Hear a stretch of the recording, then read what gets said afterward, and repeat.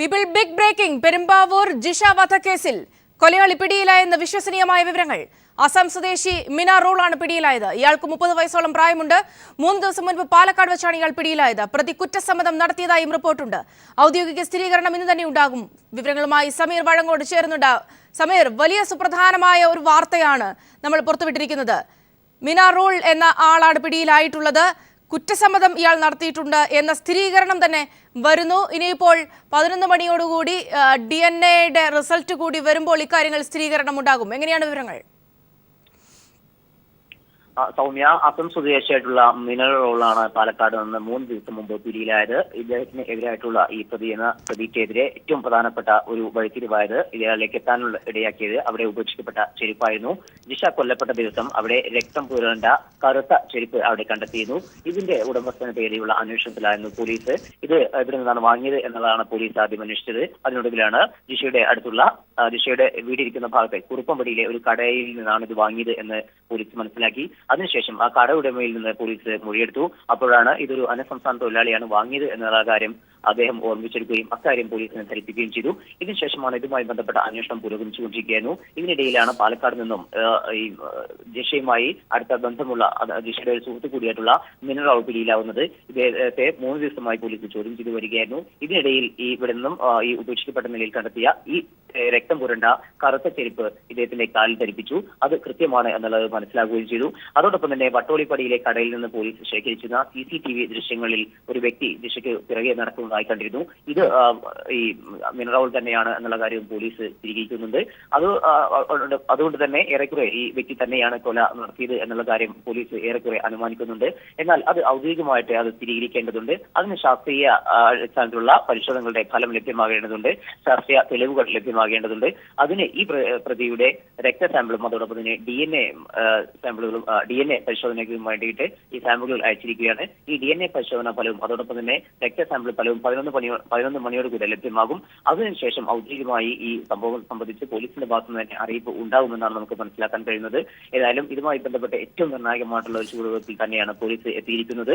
ഈ പ്രതിക്കൊപ്പം മിന റോളിനൊപ്പം തന്നെ അസം സ്വദേശികളായിട്ടുള്ള 4 പേർ കൂടി പോലീസിന്റെ കസ്റ്റഡിയിലുണ്ട്. ഇവരെയും പോലീസ് വിശദമായി ചോദ്യം ചെയ്തു വരികയാണ്. ഇവർ തമ്മിലുള്ള ബന്ധം അതോടൊപ്പം തന്നെ ജിഷയുമായി ഈ മിന റോളിന് ഏതെങ്കിലും ബന്ധമുണ്ടായിരുന്നോ തുടങ്ങിയിട്ടുള്ള കാര്യങ്ങളെല്ലാം തന്നെ ഇവരിൽ നിന്ന് ചോദിച്ചറിയുന്നുണ്ട്. മിന റോൾ ജിഷയുമായി ഏറെ അടുത്ത സുഹൃത്താണ് എന്നുള്ള കാര്യമാണ് പോലീസിൽ നിന്ന് നമുക്ക് ലഭ്യമായ വിവരം. ഇവർ ഒരുമിച്ച് ബൈക്കിൽ യാത്ര ചെയ്തിരുന്നതായി കണ്ടിരുന്നു എന്നുള്ള അടക്കമുള്ള മൊഴികളും പോലീസിന് ലഭ്യമായിട്ടുണ്ട്. ഏതായാലും അങ്ങനെയാണ് എങ്കിൽ കൂടി അവർ തമ്മിലുണ്ടായ ഇങ്ങനെ ഒരു കൊലപാതകത്തിലേക്ക് നയിക്കാനിടയായ സാഹചര്യങ്ങളും അതോടൊപ്പം തന്നെ ഇത് ഈ വ്യക്തി തന്നെയാണോ കൊല ചെയ്തത് എന്നുള്ള കാര്യത്തിലുള്ള ഒരു സ്ഥിരീകരണവും പോലീസിന്റെ ഭാഗത്തു നിന്ന് ലഭ്യമാകേണ്ടതുണ്ട്. ഏതായാലും ഏറ്റവും വേഗത്തിൽ തന്നെ അതുമായി ബന്ധപ്പെട്ട വിവരങ്ങൾ നമുക്ക് ലഭ്യമാക്കാൻ കഴിയും. ഈ 4 കൂട്ടാളികൾ നൽകുന്ന മൊഴികളും അതോടൊപ്പം തന്നെ മിന റോൾ ഇതുമായി ബന്ധപ്പെട്ട് ഈ കുറ്റസമ്മതം നടത്തി എന്നാണ് നമുക്കറിയാൻ കഴിയുന്നത്. അങ്ങനെയെങ്കിൽ അതുമായി ബന്ധപ്പെട്ട കൂടുതൽ കാര്യങ്ങൾ കൂടി ലഭ്യമാകേണ്ടതുണ്ട്. ഇക്കാര്യങ്ങളെല്ലാം തന്നെ വരുന്ന മുറയ്ക്ക് ഇതുമായി ബന്ധപ്പെട്ട് ഏറ്റവും നിർണായകമായിട്ടുള്ള ഒരു വെളിപ്പെടുത്തൽ അല്ലെങ്കിൽ ഏറ്റവും നിർണായകമായിട്ടുള്ള ഒരു വാർത്താ സമ്മേളനം പോലീസിന്റെ ഭാഗത്ത് തന്നെ ഉണ്ടാകും എന്നാണ് നമുക്ക് മനസ്സിലാക്കാൻ കഴിയുന്നത്. നമുക്കറിയാം ഏപ്രിൽ 28-ന് നടന്ന കൊലപാതകമാണ്. ഏറെ നാൾ നീണ്ടു നിന്നിട്ടും ഇതുമായി ബന്ധപ്പെട്ട് വ്യക്തമായ ഒരു അന്വേഷണ പുരോഗതി രേഖപ്പെടുത്താൻ പോലീസിന് കഴിഞ്ഞിരുന്നില്ല. ആദ്യ സംഘത്തെ തന്നെ പുതിയ സർക്കാർ വന്നപ്പോൾ എടുത്തുമാറ്റി. തുടർന്ന് ADGP B സന്ധ്യയുടെ നേതൃത്വത്തിലുള്ള പ്രത്യേക അന്വേഷണ സംഘത്തെ നിയോഗിച്ചു. അതോടൊപ്പം തന്നെ ഈ കൊലപാതകത്തിന് പിന്നിൽ പ്രവർത്തിച്ചത് ഒരു ഇതിന്റെ കൊലയുടെ ക്രൂരകൃത്യത്തിന്റെ അളവ് മനസ്സിലാക്കുമ്പോൾ അതിന്റെ അത്രമാത്രം ആഴം മനസ്സിലാക്കുമ്പോൾ ഒരു മലയാളി സ്വാഭാവികമായും ചെയ്യില്ല എന്നുള്ള ഒരു നിഗമനത്തിലായിരുന്നു പോലീസ്. അതുകൊണ്ട് തന്നെ അന്യസംസ്ഥാന തൊഴിലാളികൾ നമുക്കറിയാം പെരുമ്പാവൂർ ഏറെ നിർമ്മാണ മേഖലയും അതോടൊപ്പം തന്നെ പ്ലൈവുഡ് വർക്കുകൾ നടക്കുന്ന മേഖലയാണ്. നിരവധി അന്യസംസ്ഥാന തൊഴിലാളികൾ തിങ്ങിപ്പാർക്കുന്ന മേഖലയാണ്. അവിടെ നിരവധി ലാബർ ക്യാമ്പുകളും പ്രവർത്തിക്കുന്നു.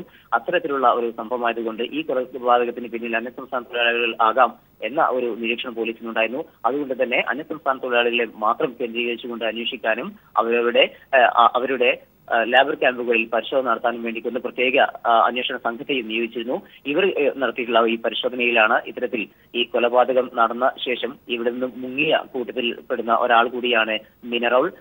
അത്തരത്തിലുള്ള ഏതാനും പേരെ കൂടി പോലീസ് കസ്റ്റഡിയിലെടുക്കുകയും ചോദ്യം ചെയ്യുകയും ചെയ്തിരുന്നു. എന്നാൽ ഇതുമായി ബന്ധപ്പെട്ടൊന്നും തന്നെ അവർക്ക് ഇതുമായി ബന്ധപ്പെട്ട് വ്യക്തത ലഭ്യമാകാത്തതിനാൽ അവരെയൊക്കെ മൊഴിയെടുത്ത് വിടുക മാത്രമാണ് ചെയ്തിരുന്നത്. എന്നാൽ മിന റോൾ ഇവിടുന്ന് മുങ്ങുകയും പാലക്കാടേക്ക് പോവുകയും ചെയ്തിരുന്നു.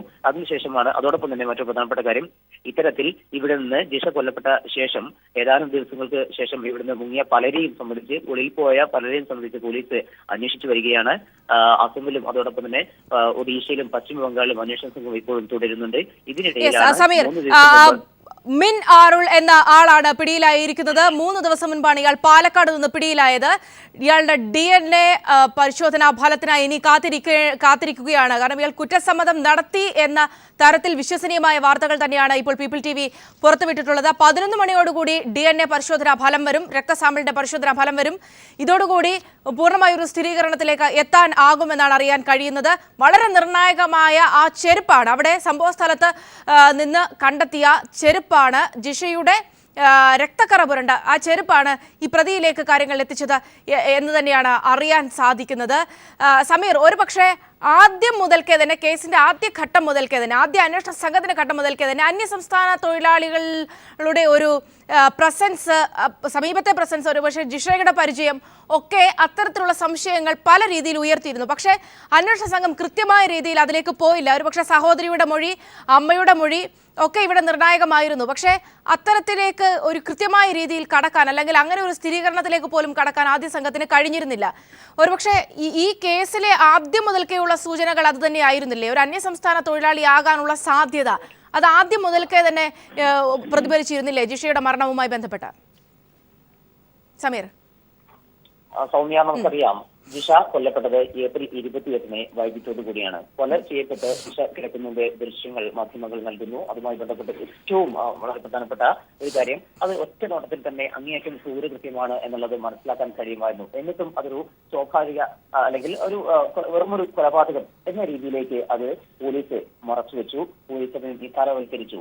നമുക്കറിയാം, ആന്തരാവയവങ്ങൾ, വയറിന്റെ ഭാഗത്ത് നിന്ന് വയറ് കീറിയിട്ട് ആന്തരാവയവങ്ങൾ പുറത്തു വന്നിരുന്നു. അതോടൊപ്പം തന്നെ ജിഷയുടെ രഹസ്യഭാഗം കമ്പിപ്പാര കൊണ്ട് ഇടിച്ച് അങ്ങേയറ്റം ക്രൂരമായ രീതിയിലുള്ള ഒരു കൊലപാതകമായിരുന്നു നടന്നിരുന്നത്. എന്നിട്ട് പോലും അതിന് വേണ്ട വിധത്തിൽ അത് പരിഗണിക്കാതെ പോലീസ് അതിനെ 5 ദിവസത്തോളം അത് മൂടിവെക്കാൻ ശ്രമിച്ചു എന്നുള്ള ഗുരുതരമായിട്ടുള്ള വീഴ്ച.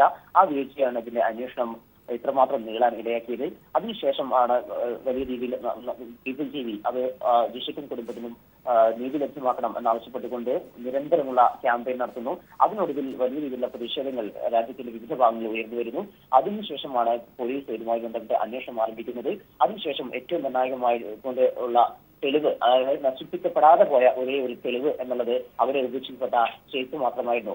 മറ്റ് തെളിവുകളെല്ലാം തന്നെ അവിടെ പോലീസ് സീൽ ചെയ്യാൻ വൈകി എന്നുള്ളത് കൊണ്ട് തന്നെ നശിപ്പിക്കപ്പെട്ടു. അതല്ലായിരുന്നുവെങ്കിൽ ഇതിനു മുമ്പ് തന്നെ ഈ പ്രതിയിലേക്ക് എത്താൻ പോലീസിന് കഴിയുമായിരുന്നു. എന്നാൽ ഈ ചെരുപ്പ് മാത്രമാണ് അവശേഷിച്ചത്. ഈ ചെരുപ്പുമായി ബന്ധപ്പെട്ട അന്വേഷണമായി മുന്നോട്ട് പോകുന്നതിനിടയിലാണ് ഇപ്പോൾ അസം സ്വദേശി പിടിയിലാകുന്നതും അസം സ്വദേശി വിശദമായി ചോദ്യം ചെയ്യുകയും ഈ ചെരുപ്പ് അദ്ദേഹത്തിന്റെ കൃത്യമാണ്, അദ്ദേഹത്തിന്റേതാണ് എന്ന് പോലീസ് സ്ഥിരീകരിക്കുകയും ചെയ്തിരിക്കുന്നത്. മറ്റൊരു പ്രധാനപ്പെട്ട കാര്യം, ഈ കേസുമായി ബന്ധപ്പെട്ട് പല കാര്യങ്ങളും ജിഷയുടെ അമ്മയ്ക്കും അതോടൊപ്പം തന്നെ ദീപയ്ക്കും അറിയാം എന്നുള്ള ഒരു അനുമാനമാണ് പോലീസിന് ഉള്ളത്. എന്നാൽ അവരെ ഇരുവരെയും വിശദമായി ചോദ്യം ചെയ്യുന്നുണ്ട്. പലതവണ രണ്ടുപേരെയും ചോദ്യം ചെയ്യാൻ ശ്രമിച്ചുവെങ്കിലും പോലീസിന് കഴിഞ്ഞില്ല.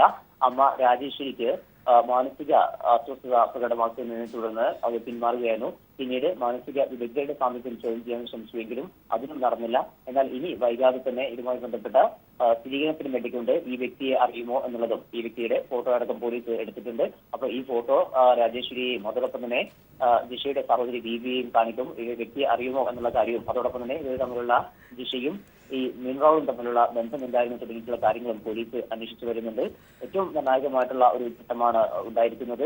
ഈ പ്രതി കുറ്റസമ്മതം നടത്തിയിരിക്കുന്നു എന്ന് നമുക്ക് വിശ്വസിക്കാവുന്ന. സമീർ, തിരികെ എത്താം. ഇപ്പോൾ മാനസികാരോഗ്യ വിദഗ്ധൻ കൂടിയായ ഡോക്ടർ ഗിരീഷ് നമ്മോടൊപ്പം ടെലിഫോൺ ലൈനിൽ ചേർന്നത്.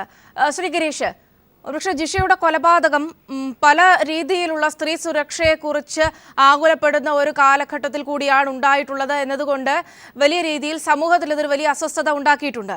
അതിനപ്പുറത്തേക്ക് ഇന്നിപ്പോൾ ഒരു അസം സ്വദേശി പിടിയിലാകുമ്പോൾ എന്തായിരുന്നു കൊലപാതക ലക്ഷ്യം എന്ന് അറിയാൻ പോകുന്നതേ ഉള്ളൂ. പക്ഷേ ആ കൊലപാതകത്തിൽ ഉണ്ടായിട്ടുള്ള ഒരു വിഷയം കേവലം റേപ്പ് മാത്രമായിരുന്നില്ല. ദില്ലി വിഷയത്തിൽ നമ്മൾ കണ്ടതുപോലെ തന്നെ അങ്ങേയറ്റം ക്രൂരമായ ആന്തരിക അവയവങ്ങൾ പോലും പുറത്തു വരത്തക്ക രീതിയിലേക്ക് ശാരീരികമായി തന്നെ വലിയ രീതിയിലുള്ള ക്രൂരതകൾക്കിടയിലൂടെ ബലാത്സംഗം ചെയ്യുന്നു, പിന്നീട് കൊലപ്പെടുത്തുന്നു. അത്തരം കാര്യങ്ങൾ. ഒരുപക്ഷെ ഞാൻ ആദ്യം പറഞ്ഞതുപോലെ ഞാൻ ആവർത്തിക്കുകയാണ്, എന്താണ് ലക്ഷ്യം, എന്തായിരുന്നു കൊലപാതക കാരണമെന്ന് വ്യക്തമല്ല എങ്കിൽ കൂടി.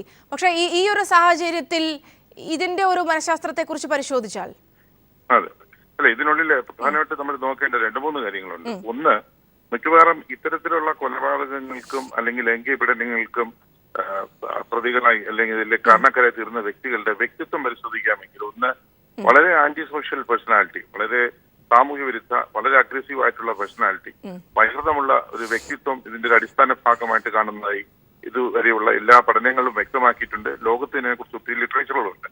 നമ്പർ 1. നമ്പർ 2, ഇത്തരത്തിലുള്ള പല കൊലപാതകങ്ങളുടെ പിന്നിൽ നമ്മൾ പരിശോധിക്കാമെങ്കിൽ ലഹരി മരുന്നുകളുടെ ഉപയോഗം മിക്കവാറും കാണാൻ പറ്റും, സംശയമില്ല. എസ്പെഷ്യലി ഈ ഒരു പശ്ചാത്തലത്തിൽ നമ്മുടെ നാട്ടിൽ ഇപ്പം പടർന്നു പിടിക്കുന്ന കഞ്ചാവിന്റെ കൂടെ കാര്യം കണക്കിലെടുക്കേണ്ടതുണ്ട്. ഇപ്പം സ്കൂൾ വിദ്യാർത്ഥികളുടെ ഇടയിൽ പോലും പ്രൊഫഷണൽ വിദ്യാർത്ഥികളുടെ ഇടയിലും അതിന്റെ ഒരു സംസ്കാരം പടർന്നു പിടിക്കുന്നു എന്നുള്ള ഒരു വിവരം നമുക്ക് ലഭിക്കുന്നുണ്ട്. അപ്പം ഇത്തരത്തിലുള്ള ഡ്രഗുകളുടെ സ്വാധീനവും ഇതിനകത്ത് പ്രധാന ഫാക്ടറാണ്.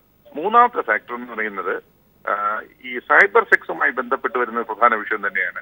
സൈബർ സെക്സിനകത്ത് പലതരത്തിലുള്ള വൈകൃതങ്ങൾ കാണുകയും നിരന്തരം അതിനുള്ളിൽ ആസ്വദിക്കുകയും ചെയ്തുകൊണ്ടിരിക്കുന്ന വളരെ ഭീകരമായ അപകടകരമായ ഒരു സംവിധാനം നമ്മുടെ നാട്ടിൽ വരുന്നുണ്ട്. ഈ കോമ്പിനേഷൻസിന്റെ ഇതിന്റെ മൂന്നിന്റെയും ഒക്കെ തന്നെ ഒരു ആകത്തുകയാണ് പലപ്പോഴും ഇത്തരം പ്രവർത്തനങ്ങളിലേക്ക് പ്രേരിപ്പിക്കുന്നതെന്ന കാര്യത്തിലും നടപടികളിലേക്ക് ആൾക്കാരെ തള്ളിവിടുന്ന കാര്യത്തിലും സംശയമില്ലാത്ത കാര്യം തന്നെയാണ്.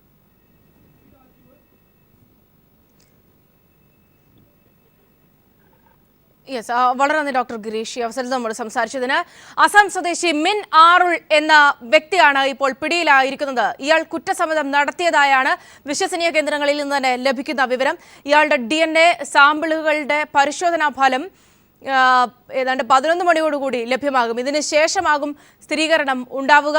ഏതായാലും കുറ്റസമ്മതം നടത്തി എന്ന് തന്നെയാണ് അറിയാൻ കഴിയുന്നത്. അസം സ്വദേശി മിൻ ആറുളാണ് പിടിയിലായിരിക്കുന്നത്. എന്തിനാണ് ഇയാൾ കൊലപാതകം നടത്തി എന്ന കാര്യങ്ങളിലൊക്കെ ഇനി വ്യക്തത വരേണ്ടിയിരിക്കുന്നു. 3 ദിവസം മുൻപാണ് ഇയാൾ പാലക്കാട് നിന്നും പിടിയിലായിട്ടുള്ളത്. ജിഷയുടെ കൊലപാതകി പിടിയിലായിരിക്കുന്നു. അസം സ്വദേശി മിൻ ആറോളാണ് പിടിയിലായത്. ഇയാൾ കുറ്റസമ്മതം നടത്തിയതായാണ് വിവരം. DNA പരിശോധനാ ഫലം 11 മണിയോടുകൂടി എത്തും. ഇതിനുശേഷമായിരിക്കും കൃത്യമായ സ്ഥിരീകരണം ഉണ്ടാകുക. അഡ്വക്കേറ്റ് ഉദയഭാനു നമ്മോടൊപ്പം ടെലിഫോൺ ലൈൻ ചേരുന്നുണ്ട്. അഡ്വക്കേറ്റ് ഉദയഭാനു, ഒരുപക്ഷെ വലിയ പഴിയാണ് ആദ്യ അന്വേഷണ സംഘം കേട്ടത്. കൃത്യമായി തെളിവുകൾ ശേഖരിക്കുന്നതിൽ പോലും ഉണ്ടാകിയ അലംഭാവം അടക്കമുള്ള കാര്യങ്ങൾ. ഒരുപക്ഷെ ഇവിടെ ഈ അസം സ്വദേശിയിലേക്ക് ഇയാൾ കൊലപാതകയാണ് എങ്കിൽ അതിലേക്ക് കാര്യങ്ങൾ എത്തിച്ചത് ഒരു ചെരുപ്പാണ്. ഒരുപക്ഷെ തെളിവുകൾ നശിപ്പിക്കാനുള്ളൊരു സമയമൊക്കെ കൊലപാതകിക്ക് ഉണ്ടായിരുന്നു. 2-3 ദിവസം കഴിഞ്ഞാണ് ഈ വിഷയം പുറത്തു വരുന്നത് പോലും. ആ പ്രദേശം പോലീസ് സീൽ ചെയ്യുന്നത് 5 ദിവസങ്ങൾ ആയിട്ടാണ്.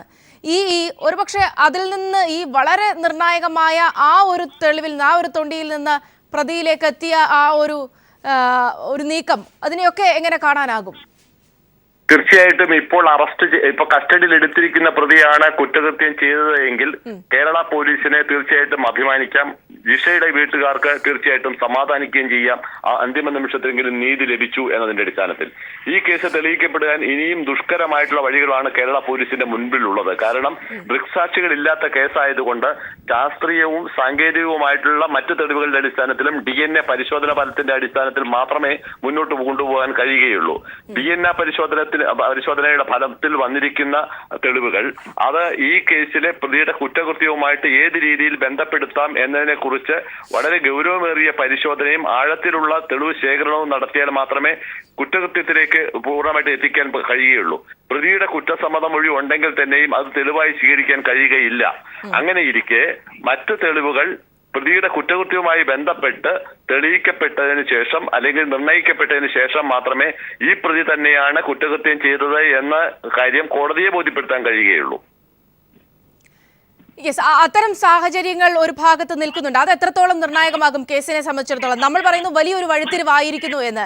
പ്രത്യേകിച്ച് ജിഷ കേസിൽ നമ്മൾക്ക് പൂർണ്ണമായി ആ വിഷയങ്ങളെ അംഗീകരിക്കേണ്ട എങ്കിൽ പോലും ഒരു ഭാഗത്ത് ഉയർന്നു വരുന്ന ഒരു രാഷ്ട്രീയമായ പ്രശ്നങ്ങൾ അല്ലെങ്കിൽ ആ ഭാഗത്ത് ഉയർന്നു വരുന്ന ആരോപണങ്ങൾ, അതിനെയൊക്കെ കൂടി പരിശോധിക്കപ്പെടേണ്ടതുണ്ട്. ആ കാര്യങ്ങളൊക്കെ വെച്ച് നോക്കുമ്പോൾ എത്രത്തോളം ദുർഘടമാകും ഇനിയുള്ള കേസിന്റെ മറ്റ് നടപടികൾ? ജിഷയുടെ കൊലപാതകം ഒരു രീതിയിൽ വിലയിരുത്തപ്പെടുകയാണെങ്കിൽ കേരള രാഷ്ട്രീയത്തിലെ നിർണായകമായ വഴിത്തിരിവായിരുന്നു എന്ന് വേണമെങ്കിൽ പറയാം. കേരളത്തിലെ 139 നിയോജകമണ്ഡലങ്ങളിൽ ജിഷയുടെ മരണം ഒരുപക്ഷെ ഇന്നത്തെ ഭരണമുന്നണിക്ക് അനുകൂലമായും പെരുമ്പാവൂർ മണ്ഡലത്തിൽ ദോഷകരമായും ബാധിച്ചു എന്ന് വേണമെങ്കിൽ വിലയിരുത്തപ്പെടാവുന്നതാണ്. ആ നിലയ്ക്ക് പറയുമ്പോൾ രാഷ്ട്രീയമായിട്ടുള്ള ചില മാനങ്ങളും ഇതൊക്കെ ഉണ്ടെങ്കിൽ തന്നെയും കേസിലെ തെളിവ് എന്നത് നോക്കുമ്പോൾ ദൃക്സാക്ഷികളില്ലാത്ത ഒരു കേസ്, അത് ശാസ്ത്രീയമായിട്ടുള്ള തെളിവുകൾ, ഫോറൻസിക് പരിശോധനയിൽ കിട്ടുന്ന ഫലങ്ങൾ, അവയുടെ അടിസ്ഥാനത്തിൽ മാത്രം മുന്നോട്ട് കൊണ്ടുപോകേണ്ടി വരുന്ന ഒരു അവസ്ഥ. പോലീസിനെ സംബന്ധിച്ചിടത്തോളം ഒരു സ്ഥലത്ത് നിന്നും പൂച്ചെണ്ടുകളല്ല കിട്ടിയത്, കല്ലേറ് മാത്രമാണ് കിട്ടിയത്. ആ തരത്തിൽ പക്ഷേ നിതാന്ത ജാഗ്രതയോടെ പോലീസ് നിൽക്കുകയും ആത്മവീര്യം ചോർന്നു പോകാതെ അവർ ആ കേസിന്റെ പിന്നാലെ പോയി യഥാർത്ഥ പ്രതിയെ, കുറ്റവാളിയെ കണ്ടെത്താനുള്ള ശ്രമം നടത്തുന്നതിന്റെയും ഒരു അനന്തരഫലമായിട്ടാണ് ഇന്ന് അസം സ്വദേശി വളരെ നന്ദി അഡ്വക്കേറ്റ് ഉദയഭാനു ഈ അവസരത്തിൽ നമ്മോട് സംസാരിച്ചതിന്. ശ്രീ പി രാജീവ് നമ്മോടൊപ്പം ടെലിഫോൺ ലൈൻ ചേരുന്നുണ്ട്. ശ്രീ പി രാജീവ്, സ്ഥിരീകരണം ഏതാണ്ടായി കഴിഞ്ഞിരിക്കുന്നു. ഇനിയിപ്പോൾ ശാസ്ത്രീയമായ തെളിവുകൾ കൂടിയാണ് ലഭിക്കാനുള്ളത്. 11 മണിയോടുകൂടി അതും ലഭ്യമാകും എന്നാണ് അറിയാൻ കഴിയുന്നത്. ഒരുപക്ഷെ വലിയ ഒരു ആശങ്കയിൽ നിന്നുമായിരുന്നു ബി സന്ധ്യ, ആശങ്കക്കിടയിലായിരുന്നു ഈ പുതിയ അന്വേഷണ സംഘം ചുമതലയേൽക്കുന്നത്. അതിനുശേഷം ഇങ്ങോട്ടുണ്ടായിട്ടുള്ള കാര്യങ്ങൾ, ഒരുപക്ഷെ ഇവിടെ വരെ എത്തി നിൽക്കുന്ന കാര്യങ്ങൾ, ജിഷയുടെ കൊലപാതകം സംബന്ധിച്ച് ഒരുപക്ഷെ അതൊരു ഒരു കൊലപാതകമായാൽ അത് വലിയ നാടിനെ ഞെട്ടിച്ച, അല്ലെങ്കിൽ സ്ത്രീ സുരക്ഷ സംബന്ധിച്ച് നമ്മൾ ഒന്നുകൂടി ഉണർന്ന ഒരു വിഷയം കൂടിയായിരുന്നു. ഈ ഒരു സാഹചര്യത്തിലൊക്കെ ഈ ഒരു അറസ്റ്റും അതിന്റെ കാര്യങ്ങളും കേസിന്റെ നാൾവഴികളും ഒക്കെ പരിശോധിച്ചാൽ എത്രത്തോളം പ്രതീക്ഷ നൽകുന്നതാണ്? ഇതുവരെ വന്ന വിവരങ്ങളുടെ അടിസ്ഥാനത്തിൽ ആശ്വാസവും അഭിമാനവും തോന്നുന്ന സംഗതികളാണ്. യഥാർത്ഥത്തിൽ 20 നടന്ന ഈ സംഭവം ആരും അറിയാതെ തന്നെ ഒരുപക്ഷെ പോകുമായിരുന്നത് 2-ാം തീയതി പീപ്പിൾ TV പുറത്തു കൊണ്ടുവന്ന വാർത്തയും അതിനെ തുടർന്ന് മാധ്യമ സമൂഹം നടത്തിയിട്ടുള്ള തുടർച്ചയായ ഇടപെടലുകൾ, ഈ പ്രശ്നം ഏറ്റെടുത്തുകൊണ്ട് പൊതുസമൂഹം, പ്രത്യേകിച്ചും LDF-ന്റെ നേതൃത്വത്തിൽ തുടർച്ചയായി നടന്ന പ്രക്ഷോഭങ്ങൾ, ഇതെല്ലാം ഈ കേസ് ശരിയായ രൂപത്തിൽ കൊണ്ടുപോകുന്നതിനാവശ്യമായി സമ്മർദ്ദം സൃഷ്ടിച്ചിട്ടുണ്ട്. എന്നാൽ ആ സന്ദർഭത്തിലും ഒരു ശരിയായ തീരുമാനമെടുക്കാൻ അന്നത്തെ ഗവൺമെന്റ് തയ്യാറായിരുന്നില്ല. അതിനുശേഷമാണ് പുതിയ ഗവൺമെന്റ് വന്നതിന് ശേഷം സമരത്തിൽ ആവശ്യപ്പെട്ടതുപോലെ ഒരു ഉയർന്ന വനിതാ ഓഫീസറുടെ നേതൃത്വത്തിൽ അന്വേഷണ സംഘം രൂപീകരിക്കുകയും ആ സംഘം ശരിയായ രൂപത്തിൽ ഇതിൽ മാത്രം കേന്ദ്രീകരിച്ച് നടത്തിയിട്ടുള്ള അന്വേഷണം ഇപ്പോൾ ഫലം കാണുന്നു എന്നുള്ളതാണ് ഈ സംഭവത്തിൽ നിന്ന് മനസ്സിലാക്കാൻ കഴിയുന്നത്. യഥാർത്ഥത്തിൽ ഇപ്പോൾ ഈ പ്രതിയിലേക്ക് എത്തുന്നതിന് സഹായകരമായിട്ടുള്ള ചെരുപ്പ് തന്നെ കണ്ടെത്തിയത് അന്നത്തെ വാർത്തകൾ കുറച്ച് ദിവസങ്ങൾ കഴിഞ്ഞിട്ടാണ്. ആ രൂപത്തിൽ സാഹചര്യ തെളിവുകൾ പ്രധാനമായ കേസിനകത്ത് ഇത്തരം തെളിവുകൾ കണ്ടെത്തുന്നതിനുള്ള വലിയൊരു ജാഗ്രത സംഭവം നടന്ന ഉടൻ തന്നെ സ്വീകരിച്ചില്ല എന്ന വിമർശനം പ്രസക്തമാക്കുന്നതായിരുന്നു ആ സംഭവം. അതിനുശേഷം അന്നത്തെ DGP നടത്തിയ പത്രസമ്മേളനത്തിലും ഒരാൾ മാത്രമാണ് എന്ന രൂപത്തിൽ ഒരു നേരത്തെ തന്നെ നിഗമനത്തിലെത്തുന്ന സമീപനങ്ങൾ സ്വീകരിക്കുകയുണ്ടായി. അത്തരം മുൻവിധികളൊന്നുമില്ലാതെ ശാസ്ത്രീയമായ രൂപത്തിൽ പുതിയ അന്വേഷണ സംഘം നീങ്ങിയിട്ടുണ്ട് എന്നാണ് മനസ്സിലാക്കാൻ കഴിയുന്നത്.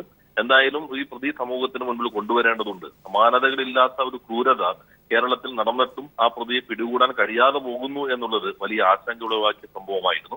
ഇപ്പോൾ അത് കേരളീയ സമൂഹത്തിന് ആശ്വാസം നൽകുന്ന ഒന്നായി മാറുന്നു എന്നാണ് മനസ്സിലാക്കാൻ കഴിയുന്നത്. വളരെ നന്ദി ശ്രീ പി രാജീവ് അവസരത്തിൽ നമ്മോട് സംസാരിച്ചതിന്. വലിയ വഴിത്തിരിവ് ജിഷ കൊലപാതകവുമായി ബന്ധപ്പെട്ടുണ്ടായിരിക്കുന്നു. കൊലപാതകി പിടിയിലായിരിക്കുന്നു. അസം സ്വദേശി മിൻ ആറുളാണ് പിടിയിലായിരിക്കുന്നത്. 3 ദിവസം മുമ്പാണ് ഇയാൾ പിടിയിലായത്. ഇയാൾ കുറ്റം സമ്മതിച്ചു കഴിഞ്ഞിരിക്കുന്നു. ഇനി DNA പരിശോധനാ ഫലത്തിനായി കാത്തിരിപ്പാണ്. 11 മണി വരെ കാത്തിരിക്കേണ്ടിയിരിക്കുന്നു ആ ഒരു സ്ഥിരീകരണം കൂടി ഉണ്ടാകാൻ.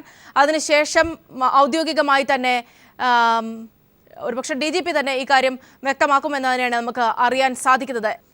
ജിഷയുടെ കൊലപാതകി പിടിയിലായിരിക്കുന്നു. അസം സ്വദേശി മിൻ ആറുളാണ് പിടിയിലായത്. സമീർ വഴങ്ങോട് ചേരുന്നുണ്ട് വിവരങ്ങളുമായി. സമീർ. സൗമ്യ, ഈ കേസുമായി ബന്ധപ്പെട്ട് ഏറെ നിർണായകമായിട്ടുള്ള സംഭവങ്ങളാണ് ഉണ്ടായിക്കൊണ്ടിരിക്കുന്നത്. ജിഷ വധക്കേസിൽ പ്രതിയെ പിടികൂടിയിരിക്കുന്നു. 3 ദിവസം മുമ്പ് പാലക്കാട് നിന്നും പിടികൂടിയ അസം സ്വദേശിയെയാണ് ഇപ്പോൾ കൊച്ചിയിലെ രഹസ്യ കേന്ദ്രത്തിൽ ചോദ്യം ചെയ്തുകൊണ്ടിരിക്കുന്നത്. ഏറെ ദിവസമായി ഇയാൾ നിരീക്ഷണത്തിലായിരുന്നു. അതിനുശേഷമാണ് 3 ദിവസം മുമ്പ് പാലക്കാട് നിന്ന് ഈ വ്യക്തിയെ പിടികൂടുന്നതും തുടർന്ന് കൊച്ചിയിലെത്തിച്ച് വിശദമായി ചോദ്യം ചെയ്യുകയും അതിനുശേഷമാണ് ഈ കേസിൽ ഏറ്റവും നിർണായകമായിട്ടുള്ള 20 മുതൽ അല്ലെങ്കിൽ ഏറ്റവും പ്രധാനപ്പെട്ടുള്ള തെളിവായി അവശേഷിച്ച ചെരുപ്പുമായി ബന്ധപ്പെട്ട അന്വേഷണം നടത്തുന്നതും ഇവിടെ നിന്ന് ലഭിച്ച ജിഷ കൊല്ലപ്പെട്ട ദിവസം അവരിൽ നിന്ന് ലഭിച്ച രക്തം പുരണ്ട കറുത്ത ചെരുപ്പുമായി ബന്ധപ്പെട്ട അന്വേഷണത്തിലായിരുന്നു പോലീസ്. അതിനിടയിലാണ് എവിടെ നിന്നാണ് വാങ്ങിയത് എന്നുള്ളതും അതുമായി ബന്ധപ്പെട്ട കാര്യങ്ങളും പോലീസ് അന്വേഷിക്കുന്നത്. അതിനിടയിലാണ് കുറുപ്പുപടിയിലെ ഒരു കടയിൽ നിന്നാണ് ഈ ചെരുപ്പ് വാങ്ങിയത് എന്നുള്ള കാര്യം പോലീസ് മനസ്സിലാക്കുന്നു. അതിനുശേഷം ആ കട ഉടമയിൽ നിന്ന് ഇതുമായി ബന്ധപ്പെട്ട മൊഴി രേഖപ്പെടുത്തുന്നു. അതിനാണ് ഒരു അന്യസംസ്ഥാന തൊഴിലാളിയാണ് ഇത് വാങ്ങിയത് എന്നുള്ള കാര്യം വ്യക്തമായത്. അതിനുശേഷം ഈ നിരീക്ഷണത്തിലായിരുന്ന ഈ വ്യക്തിയെ പോലീസ് ഏറെ ചോദ്യം ചെയ്തു വരികയായിരുന്നു. സമീർ വഴങ്ങോടാണ് വിവരങ്ങൾ നൽകിയത്. അടുത്ത ബുള്ളറ്റിൽ വിശദമായ വിവരങ്ങളിലേക്ക് നമുക്ക് പോകാം.